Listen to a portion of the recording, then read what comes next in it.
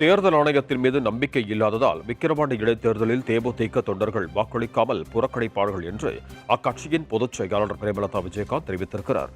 தருமபுரியில் செய்தியாளர்களை சந்தித்த அவர், தேர்தலில் முறைகேடு செய்பவர்கள் மீது தேர்தல் ஆணையம் நடவடிக்கை எடுப்பதில்லை என்றும், இதனால் தேர்தல் ஆணையத்தின் மீது தங்களுக்கு நம்பிக்கை இல்லை எனவும் தெரிவித்தார்.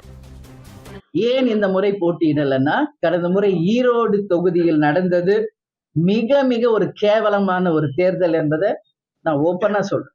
மக்களை ஆட்டு மந்தைகளை அடைச்சு வைக்கிறது போல அடைச்சு வச்சு ஒரு ஜனநாயகத்துக்கு எதிராக மக்களை அடிமைப்படுத்தி அவங்க வறுமையையும் அவங்களுடைய ஏழ்மையையும் பயன்படுத்தி திமுக மிக மிக தவறான ஒரு தேர்தலை ஈரோடுல முன்னெடுத்தாங்க.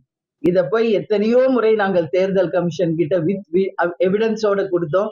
எந்த பலனுமே கிடையாது. அதனால நிச்சயமாக எலெக்ஷன் கமிஷன் இன்னைக்கு அவங்க வேலையை நிச்சயமாக ஒழுங்கா செய்யலன்றதை நான் இந்த நேரத்துல பதிய வைக்கிறேன்.